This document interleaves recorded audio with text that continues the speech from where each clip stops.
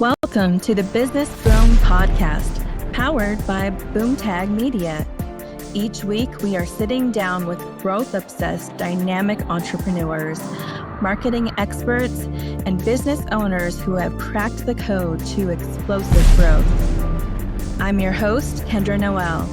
Let's take things to the next level and spark your business into its boom era.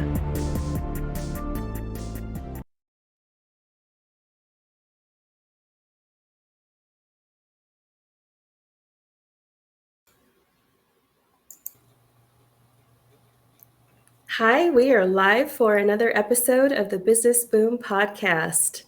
I want to welcome my guest, Tracy Calkin, today. Hi, Tracy. Hi. Hey. How are you? Great. I'm so glad to have you on, and we've been chatting for a little while in the pre-live.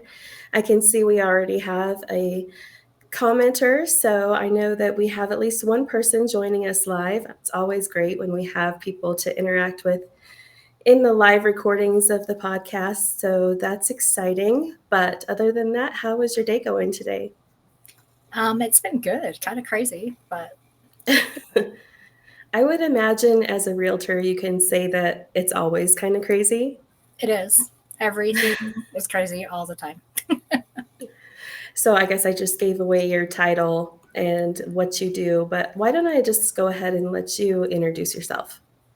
So I'm Tracy Calkin. I'm a real estate broker and a company owner here in Casper, Wyoming, of Platinum Properties of Casper.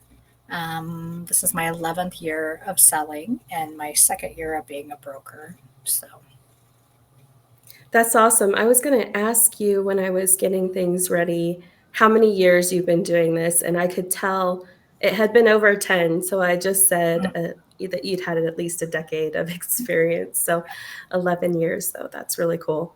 What got you into it? I always loved houses. So I would buy a house, flip it when my kids were younger, and then I would move on to the next house. And I was constantly always researching and watching the market.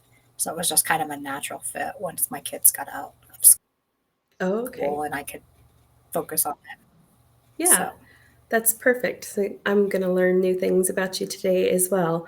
So we know each other a little bit. We are local in the same town, and we have been doing these lunch and learns together. Now, if you've been following me for a while, you might have heard me talk about the lunch and learns. It's a way that I give back to the community here locally, and I've involved some other people to help and host those lunch and learns as well. You were one of them, and I think you were one of the first, besides the mhm. myself and the other organizer. You were the first one to say, "Hey, I'll do one too," and you hosted it at your real estate company, which had an amazing office, and you did such a great job. I actually have hung on to that handout. I still have it, and that's what I based a lot of the questions on. So, one question I get asked a lot is, I don't live there locally, but I'd love to be involved in your lunch and learn. So I had to do a lot of brainstorming and thinking about how I can make that happen. So something I have decided to do is go ahead and invite the lunch and learn host or co-host to be on the podcast. So even though Tracy, you hosted yours a long time ago, I knew when I was making my lineup of podcast guests that I wanted to have you on to talk about yours. Awesome. Yeah. And I think that those are so cool because it's like a different level of networking. So I know that you do like a lot of networking on your own. You are probably constantly networking. But just a quick question for you about what you experienced with those lunch and learns. What would you say about the deepened level of networking that happens at that kind of thing? For me, it was just making those connections. You get to know people a little more personal than, say, going to a big lunch. Like we have the Wyoming Women's Network that we sit at lunch at, but it's super hard to get to know someone in 5 minutes. Mm-hmm. Whereas if you are more in a smaller base, because the lunch and learns typically are 10-ish people, um, you get time to interact, understand what they really do, and how that can fit into your profession. So, Yeah. and sometimes not even in your profession. Like the last one that you did, I took emails from that and actually started ordering emails this Oh, did week. you? So it was, yeah, I did. So it's just learning different little quirks. And I loved learning something that, because I am on the run all the time, I don't eat great.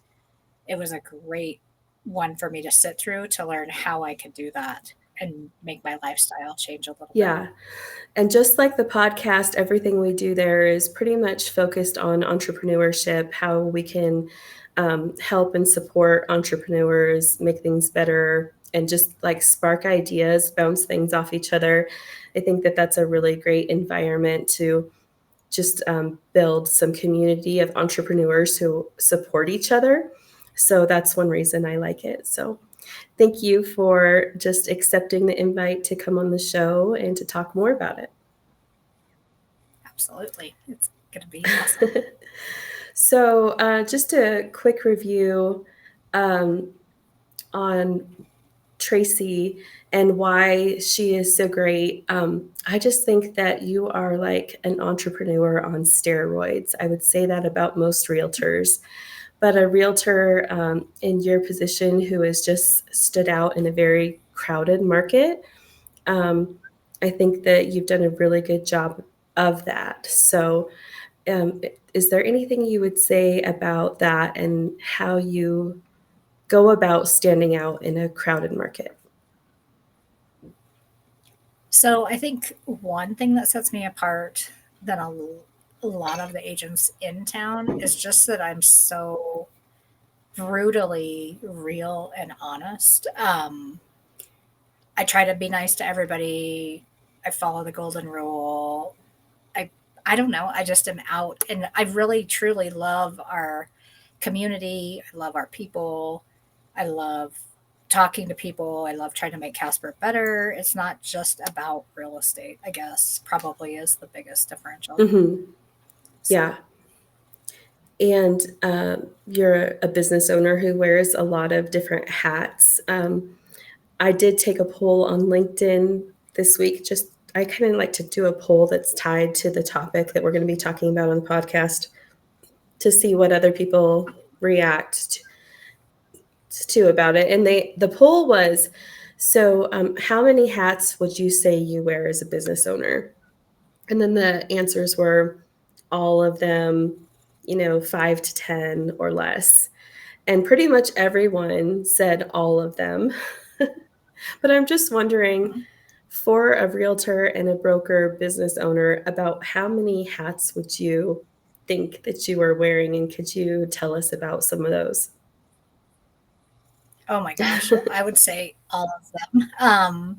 So I would say I do anything from being the janitorial staff, picking up stuff, cleaning our bathroom, doing dishes, making sure the front entrance looks good, to being a counselor to some of the agents, not just with business, but with their personal things that they have going on. I have an open door, so I have people, hey, can I talk to you? Can I talk to you? Let's talk about this. Let's bounce this off each other.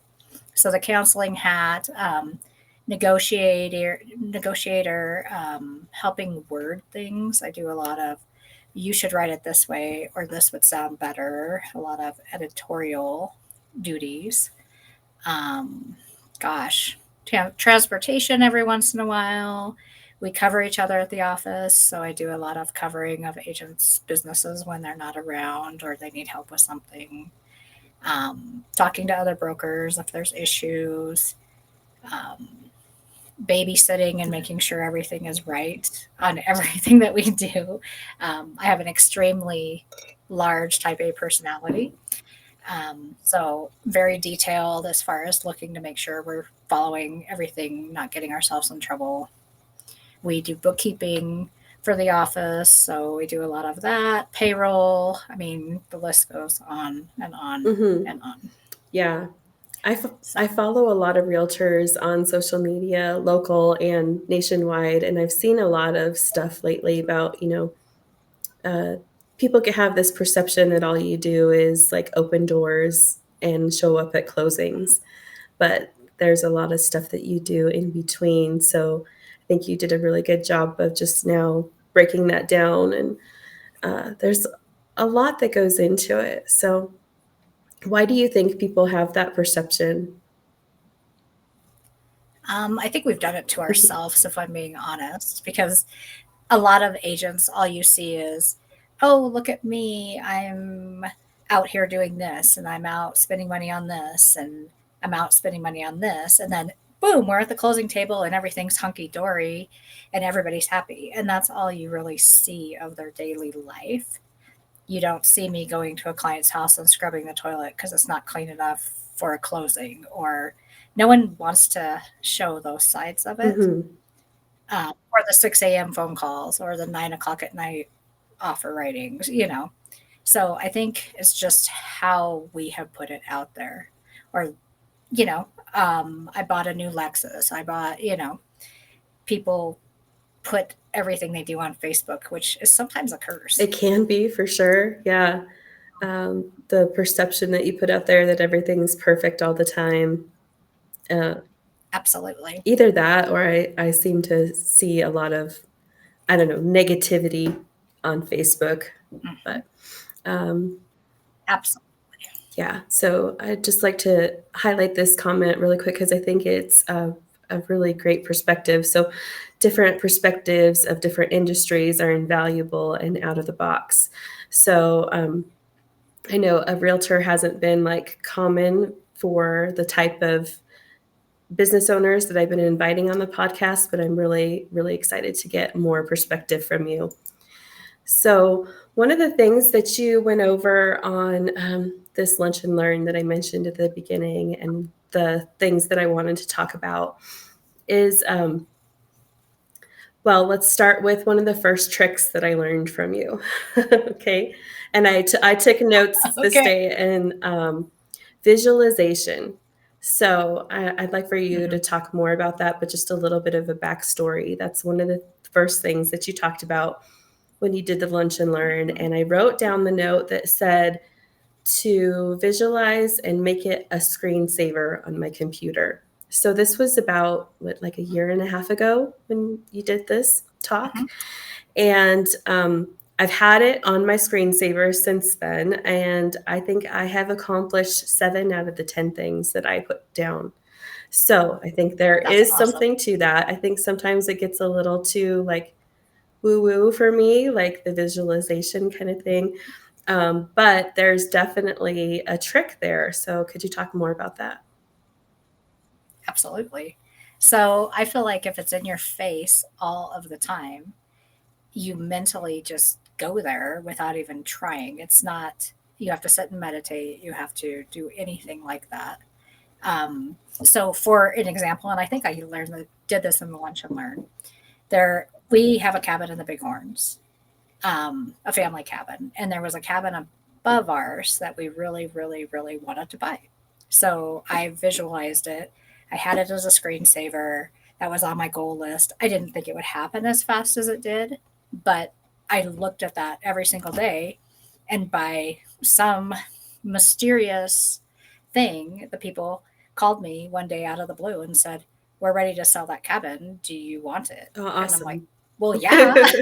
Yeah. And I think it literally was from, okay, this is my goal and I need to get there at some point. And like I said, I didn't imagine it would be any time in the near future, but that's really what I wanted. Hmm.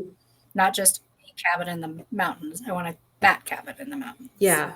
So, and then as far as goals, like I will do everything visual. So this year on my vision board, on my screensaver, I had like going to Nashville, going to Africa, going like just everything I could wildly dream of that would be exciting for me. And I've already went to Nashville. I've already like it makes it where that's what you strive for. Hmm. It's just a mental game, I think. Yeah. So when I first started the screensaver, there were like a bunch of things on there to look forward to, like in it. So it was like pressing me on to do those things. Now, when I open my computer and I see the screensaver, I see a bunch of things that I've accomplished, and it does make me feel really happy and like, ooh, okay, there's some pride to be had and having actually done all those things. Actually, this podcast was one of the things on that board. Was to start a podcast. So that's really cool to see those things come to fruition. I'm kind of wondering, like, now that I've done, I like think 7 out of 10 things on the board, is it time for a new board? Do you think, or do you think I wait for the 3 things that I haven't done yet? Oh, I think you need a new board. I think you need to change it up. Yeah, yeah. I've been wondering. And you can leave the 3 things on there, but then you have some other, and in my experience, you can't make them all big. Like some of them are, for me, sell 25 houses, or, something that you can work at that's small and like all different levels of goals Hmm. basically on there. Or if they're all big, you're not going to have that accomplishment. And when you get that accomplishment, what do you want to do? Heck yeah, I want to do another one of my goals, Yeah. right? Hmm. So, So maybe move the remaining 3, because there's still things I want to do, to a new board, and then mhm, add some things that are newer, absolutely. fresher, want to be looking forward to, and that kind of thing. But I think it has been kind of a cool season to open it up and be like, cool, I did those. Heck yeah. Yeah, If you didn't do any, you'd be not wanting to open your computer ever. that's true. Yeah, I didn't think Yeah, about that. Then I would yeah, just be like exciting at first, and it'd then be you'd daunting. be negative every time you opened it. Like, nope, have not done that Exactly. yet. So I'm glad that hasn't been the case. That's all. I'm so proud of you. Oh, thank That's you. awesome. Yeah, it's fun. So, but I think of you when I think about the fact that that's my screensaver. So, um, all right, let's move on to staying top of mind. So you had some really Mhm. great tips on staying top of mind, and I'll go down through those real quick. But just like a broad overview, what would you say for the crowded market? Because a lot of people will say that, and I think your case is really, it's definitely true, that there's a Mhm. crowded market. In fact, do you happen to know in our local community how many realtors there are? There are over 400 Over right now 400 in a town or in our, city of, in our community. right, Yeah. of about how big is the community? I would say Casper is about 60,000 ish, give or take. Okay. So, Yeah. So we have yeah. a very high concentration of realtors in a small community. So staying top of mind, what do you think of when you think about staying top of mind? For me, it's just reaching out to people, going to events. For my clients, I keep track of them no matter where they go. Where if they move out of state, I still talk to them on Facebook. If they're in state, I do what is called a pop-by, which is not life changing, but I stop by their house with little seasonal gifts, or I send cards out. I send real estate reviews that tell them what the market's doing. Like that's super important. And it wouldn't just be for my business that you could do that. You could pop by anything that is business related to a business. If you have swag, if you have anything, I invite my clients to do things with me. It's more of a friendship when we're done. It's not just a client base, I guess. Hmm. So, Yeah, that's great. and I think being thankful to people too, like when you had your speaker for the lunch and learn where I learned something from it, I always send a thank you card and I'm like, hey, loved it. This is what I got out of it. Like, why would you not have gratitude for those people who took time to show you something that could change your life? Hmm. Yeah, that's true. I hadn't So, thought about that. I have been a receiver of a thank you card from you before. So that is definitely thoughtful. It's just putting in that extra effort. And so it mhm, seems like you have found that that's proven to go a long way. definitely. Okay, cool. Well, one of the things that I know you had mentioned was community involvement. So, what are some of the things that you do to stay involved in the community? So I do sit on the board for the Olivia Caldwell Foundation, which is a foundation here in Casper that helps with childhood cancer. They have came up with treatments and different cures actually for some of the childhood cancers. So very good cause. So I sit on that board. I go to their events. I go to a lot of different fund. Casper's an awesome community for fundraising. So I go to a lot of fundraising events, try Mhm. to sponsor different events at some level. Yeah. Does that You get can't do them oh, all, that but was my next question. Does that get overwhelming? Because, um, I know that yes, there's things going on weekly, almost daily. Like, you can find fundraising and community things that are all good things, right? Like, you'd like to do them all, yes. but Oh gosh, I'd love to. Yeah. mhm, I get hit up nonstop. And it's so hard to say no. It's hard to decide, but you have to decide what is an important cause that you want to back. And I primarily back Olivia Caldwell at this point versus 20 different things. I give more to one place instead of trying to spread out a small amount of yeah. money. So So, more of a focused effort. Mhm, yes. And the other thing I had to implement, which was really hard, is a lot of my clients' kids would want me to sponsor a baseball, to sponsor a volleyball, and I finally said I cannot sponsor any kids events for any clients just because if I did one, I have to do all of them. I have that personality, mhm. and that's a lot. When you have baseball teams, soccer teams, football teams, there's no way you could possibly not hurt someone's feelings. So I just made it a across the board. I'm really sorry. This is where I donate my money. Yeah. So I totally get that, and as a parent who has kids who play sports, I've kinda seen this, um, new phenomenon where instead of paying thousands of dollars like they do, like, in neighboring states, Colorado, I know if you want your kid in sports, you have to raise 3 to $5,000 for a season. So instead of that, they're mhm. keeping the prices fairly controllable for the parents, but then the kids have to go out and find business sponsors. So business owners Right. in general are just getting hit hard with those kind of requests, I know. Absolutely. Yeah. So I like the idea of a focused effort. And then besides the fundraising, community involvement, I know I've seen you like at volunteer kind of opportunities before, things like that. How do you Absolutely. think that that helps with staying top of mind?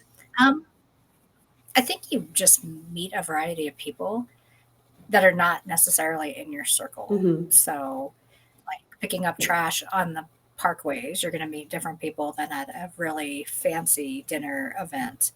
And I'm all about the people. So, I don't care if we go to a fancy event or if we're picking up trash. Like, it's just a matter of meeting Yeah. people and getting to know them. Hmm. So, Yeah. And then that hopes that one day when they need a realtor, they remember a realtor that they absolutely. met at that kind of thing. Yeah. Exactly. And I think that still goes back to the golden rule. Like if you treat people nicely, and I think treating even your wait staff, which is a whole other subject, but it's all in how you treat people. And if you treat people, they will remember you if you treat them respectfully and stand out as respecting them. Yeah. So, That's a great point, and it brings me to this comment from Jamie that says building genuine relationships is key. absolutely. All right, so you talked a little bit about the pop-bys. Can you give us some examples of some of the things that you have brought to networking or that you use to just drop by a client's house to brighten their day? Sure. So, one of my favorites was we have a team called the Spuds. It's a baseball team, just a local baseball team here. I bought Spuds tickets and then I made hats that were Tracy Calkin real estate. baseball caps and filled them with like Cracker Jack and some sunflower seeds and tickets to the Spuds games. So my clients love that one. Um, I do 4th of July flags every year religiously because I think it's important. At our events, I don't, gosh, what have I done? I've done Girl Scout cookies. I've done just baskets seasonally, like houses that would remind you of me. So little cute houses that light up. I've done that, I think, at one of the networking events. I'm trying to think what other ones I've done. Flower seeds. I mean, it's not, it doesn't have to be expensive Mm-hmm. things. It's just things that remind them of me and top of mind. Oh, call Tracy. She'll help you, you know, Yeah. and it's worked across the board. One of So the things that you brought to a networking event that just like I'm thinking of as you're talking was like a little house. I don't know if it was like a tea light or like a little electric candle or something, but it was a cute little white ceramic house. I yeah, wouldn't imagine you spent a whole lot on them, but they were super cute. And it's a house and you're a realtor. And so, like, the connection there is just perfect for building that staying top of mind mentality. absolutely. Yeah, I think I've had a lot of people say, I still have that little house you gave me. I'm like, it literally came from Hobby Lobby, and I think it was half price when I bought them. And they just lit up, but they were super cute, and you could put them anywhere in your house. Hmm. So, Yeah, good way to stay just on people's minds. So I love that. And it's also like a very giving spirit, I would say, just being willing to invest that little bit to brighten someone's day, have something tangible that they can link to and think about you when they see it. absolutely. Okay, so that was the pop-bys, and you talked about this other thing called pop-up parties. I did get to go to one, but I know you've done a lot of other ones. So give us some examples of how business owners might be able to use pop-up parties. So this goes back to gratitude. If you, there's a huge theme with me, it's pretty much gratitude, being thankful. I'm very thankful for everything in my life, and I feel like I don't really have bad days. So that's kind of how I lead my life. So we've had awesome parties for our client base. At Thanksgiving, we do pie parties, which we found a local brewery, and it was amazing this year. We did a pint and a pie, um, and had a huge turnout, just giving people pies for Thanksgiving. That was one of them. This summer, we did a summer party. And so we found another local brewery to try to support. And we had food trucks and vendors, some of the people that we use for our inspections, anything that's house related that we call our contractors for. We had a lot of contractors there. And just as a thank you, opened up a beer tab basically and the food truck tab and just had a picnic, you know, and got, it was a great time to mingle with a ton of clients. Hmm. So, And then you have the double benefit of being a local business supporting other local businesses. So mhm. I love digital marketing and like how you have like such a broad audience, but there's something really special about that local community and supporting people within it. So I love that idea. I think there's a lot of different ways different business owners could use that idea and run with it. So thank you for that. And we've done the other one that we've done, I totally forgot about, is a clothing shop that had just opened. Hmm. So we had like a happy hour at that closing clothing shop and just did light snacks and some wine and let people come in and shop. And she had a huge success Yeah, that's the one for that I that. got to It go to. cost us nothing. Uh-huh. Yeah. And it, her business boomed from it, which was amazing. Hmm. So, Yeah, I love hearing about businesses booming. That's a mhm, little absolutely. little that goes along with my theme. So love that. Meryl says, kudos to Tracy for following the golden rule in making Casper, Wyoming a happy place and a great community. I would agree completely with that, Meryl. So thank you. Okay, pop-up parties, those were great tips there. Let's talk about being relational, not transactional. That's a huge one for me. A lot of agents and polls actually show data that real estate agents, pretty much any business owner, unless you really generally care about your clients, people don't even remember who you are by the time your transaction is done. Be that at Walmart, be that selling houses, selling cars, any of that. If it's all about the transaction, you're not going to have repeat business per se. Um, if you ask people who their agent was 5 years ago that sold their house, a lot of them have no idea when I talk to them, Mhm. which is so sad to me because I build friendships. I don't just sell you a house and move on. Yeah. I've out of all the years I have sold so many houses to people's kids, parents, grandkids, aunts, uncles, friends. I have clients that have sold 8 or 9 or 10 houses with me singly. It's that relationship where you know their kids, you know about them, you know what school they go to, you know how old they are, you know all of the details of their life that they come back to you. Mhm. That's awesome. So when you build that relationship, you're not only building it for and not like you're doing it intentionally that they'll have kids No, it or just other people that happened. they'll refer.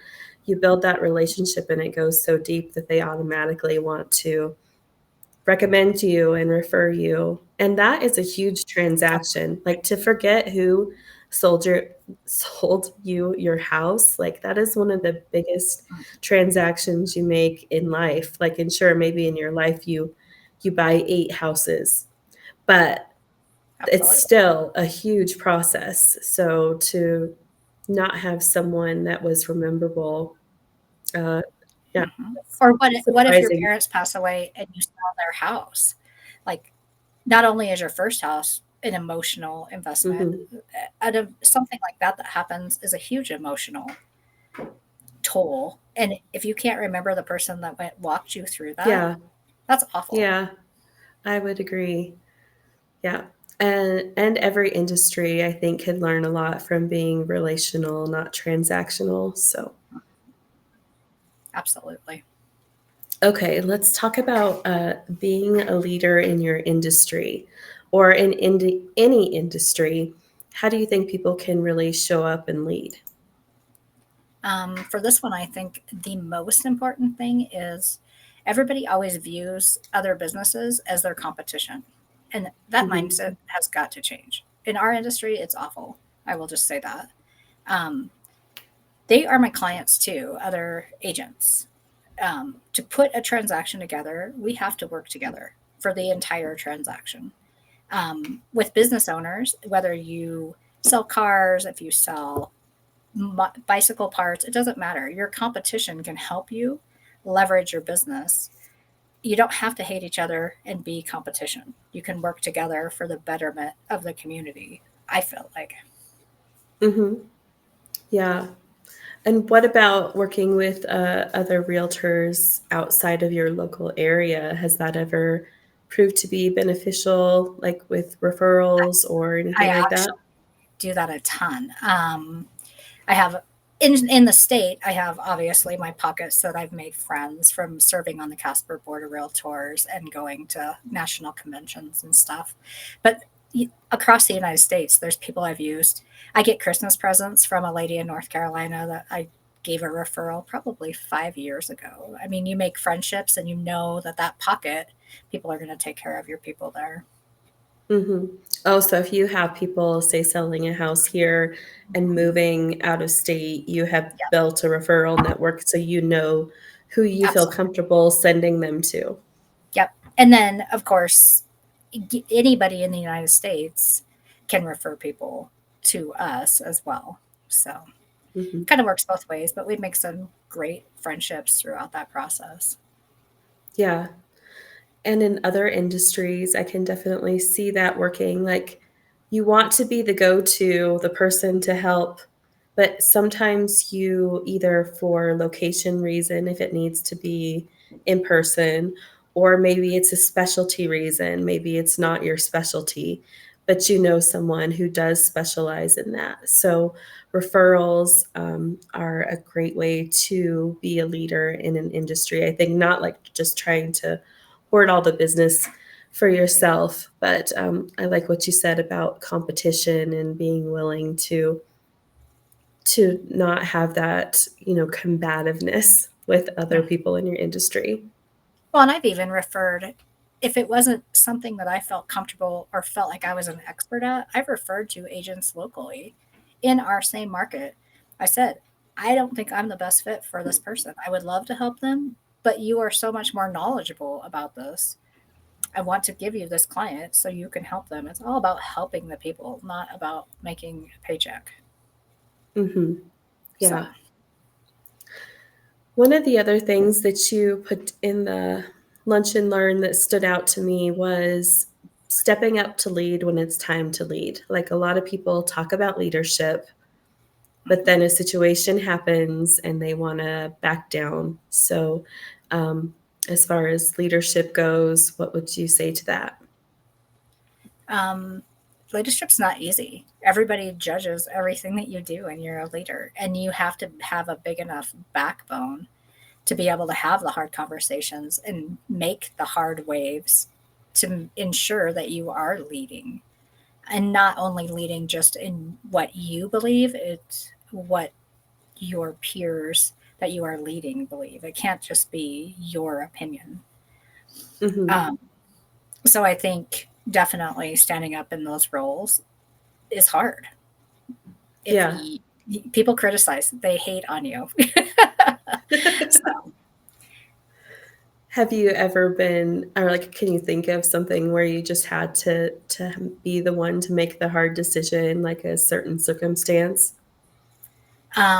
yes, actually, there was somebody in our industry that did some stuff that wasn't on the up and up, and they had to be removed from our board. And I was one of them that said, this absolutely has to happen for the integrity of our board. And that's not an easy thing to say, but you have to.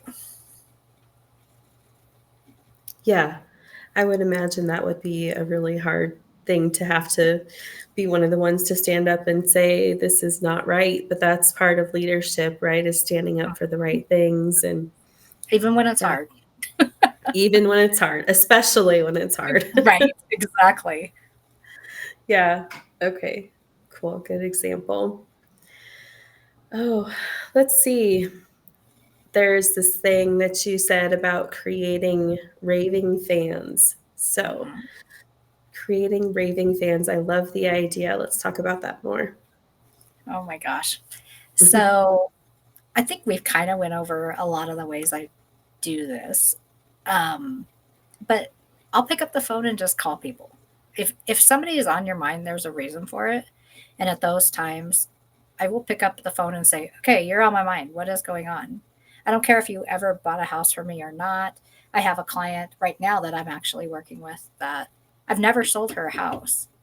She's been on and off the radar for 10 years, but I Hmm. know she's going through some stuff right now. And I'm like, hey, I haven't heard from you. What is going on? And it's not about the house, it's about making sure she's okay. And I think instances like that, where you put the people first, you end up having raving fans. I have another client that if I put something on Facebook to sell a house that I'm listing or buying or whatever I need to do, he shares every single post that I put on there. And I've sold them one house. They came from out of state. They didn't know me from anyone. And I could have dropped the ball and never been involved in their life, but they invite me to their parties. He shares every post I do. It's a part of being in their lives where they don't rave against you, they rave for you. Yeah, that's awesome. I love like the reciprocity of that. And I would say I don't have raving fans right now, but I try to be that raving fan for everyone in my life who I know is like working for something, like they have their own business.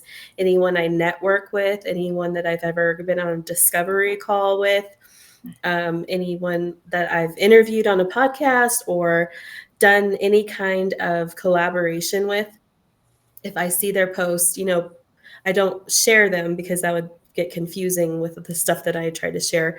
But I Mhm. always try to be intentional about every once in a while leaving a comment, that kind of thing. So I think that also it's nice to create raving fans, but being that raving fan for someone else can also go a long way. Oh, absolutely. And I think that's if you live your life like that, I feel like what you give is what you get. And I just, Hmm. like I said, from the wait staff to people who wait on you at Walmart, it doesn't matter. Like, it takes so little time to just be nice to everyone, even if they suck. I mean, there's people I don't love to be around. I still am nice to them. You know, Yeah. it's it's just a Hmm. matter of how you treat people. Yeah. That's So, awesome. It's a good way to go about business and life, I think. and I think it makes you just feel better as a human. So, Hmm. Absolutely. Okay, so we'll wrap things up in just a little bit, but before we do, I was wondering if we could ask you some questions about commercial property, because there may be some people listening or on the replay who just are like, I've thought about maybe my business is at that level where I need to have a space. I know that there was a big push for everyone to go to home offices, be working from home, building their businesses at home. I'm kind of starting to hear some things about kind of like that's an anti trend now, and people are coming back to offices, coming back to storefronts, having a commercial space.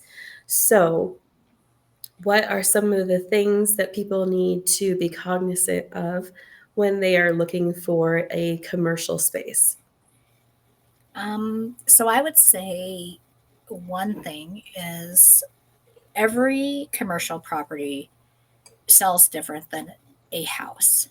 Commercial businesses and business owners, it is not an emotional thing. So if you're trying to buy or sell a commercial house, that's the first thing you need to know is it's 100% not emotional. It is all about the numbers. Do the numbers work? Okay. Does the price work? Does the square footage work? Do the repairs work? It's all about the bottom line on commercial property. No one says, "Oh my God, I love the shop with all my heart. I'm not getting rid of it." I've never heard that. So that's the first thing is you have to just basically make the numbers work. The other thing is I would say your frontages, it depends on what you are looking for, but most of it is location, cost per square foot, access to people. A lot of like in a lot of businesses that did go to home networking and didn't have an office don't necessarily need that frontage. But from the trend I'm seeing, at least in Casper, is people really want that frontage. They want that in your face. They want to get their name out there. And it's really hard to do that from some of these locations that are hidden. Hmm. So, Yeah, so you could have like an interior office and it would solve the solution, like an interior big office building, an interior office that you have to go up 4 floors and nobody's seeing it from the street side, is what you mean, right? absolutely. Like if you wanted to put boom tag out there, are you going to be able to do that if no one sees you in that office? Probably not.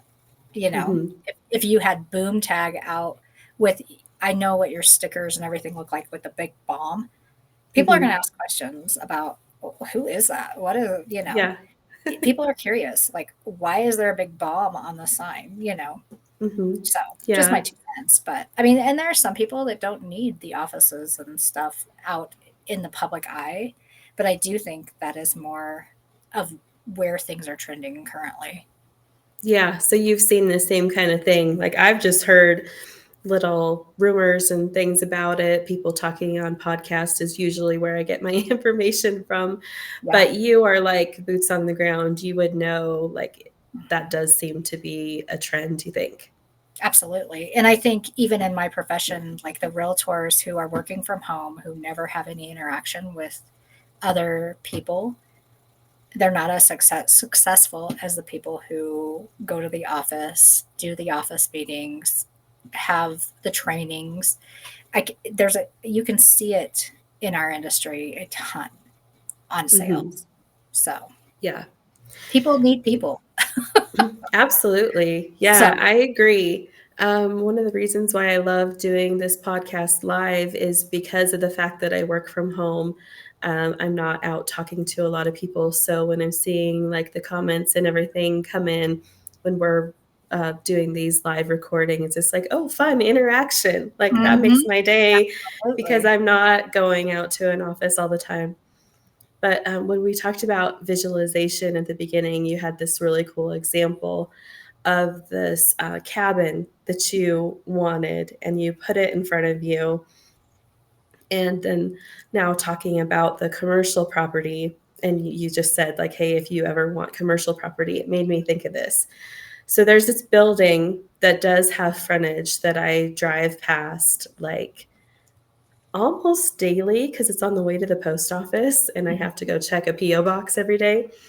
So every time I drive past it, I'm like, if that building ever goes for sale, um, that may be Boomtag's building. And I don't really have this connection to any other place in town. But Mhm. that particular place is like, it's not like on a vision board or anything like that. But every time I drive by it, I was like, maybe one day that's Boomtag's building. Maybe So, that should go on your list. yeah, after we get off the call, maybe I'll have to tell you my secret what building I've had my eye on, just so if you ever hear any rumors, you can tell me. Right? Oh yeah. We'll just bug them. It's a someday goal, maybe. So Yeah. Well, it should go on your vision board. There's a yeah, reason why it's constantly coming up to you.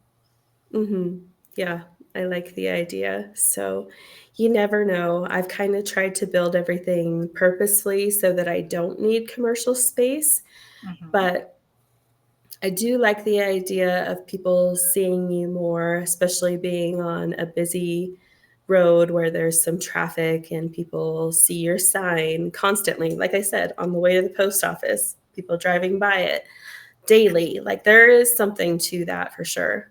I think there is for sure. Yeah. We can all do as much as we can to get out there digitally and have a really great digital presence. And, that's what I help people with. And I think that that's super important. Absolutely. But having a physical presence, tangible, something people look at, drive by, can walk into, that that sounds like a pretty cool someday goal for me. Well, and So, it even helps, like in my business, having that brick and mortar where I can say, okay, come into the office. If I go into their house when we're dealing with hard negotiations, it's a different negotiation than if I say, come into my professional business office. Let's sit at this conference table and mhm. negotiate this out. It's a totally different vibe from the minute it starts to the minute it finishes than being at the kitchen table of their house where they have total control, if that makes sense. No, it does. It's a totally different vibe when I go to the Mhm. office. So, And a different level of professionalism that they absolutely. see from you. Yeah, Yeah, I like that. Okay, well, would you tell us how people can find you online? absolutely. So, I do have a Facebook page. It's Tracy Calkin Real Estate. I am on LinkedIn as well, and I have Instagram. I'm trying to think what else I have. Facebook, Instagram. I think that's about it. I don't do much YouTube. Okay, Not a huge video girl. I'm pretty humble and not really into videos. At some point, maybe. I know that's the way of the world, but it's just not for me. So right. I get it. I talk to people constantly who are exactly at that point. So I have been brainstorming some things to try to help people over that hump to where they're more comfortable on video. I'm awesome. changing up my offers a little bit here soon. I actually just last week did I don't want to say too much about it before it's an official offer, but something like this, but it wasn't live, with a client who wants to get on video, and I'm going to chop it up into like the little replays and the little shorts for them so that they can have some video content that looks kind of like a podcast interview. So that's something that I'm working on. Maybe that will help That'll be some awesome. people get over the hump and be a little bit more comfortable talking on camera, because when we do this, it just feels like more natural, right? Absolutely. Yeah.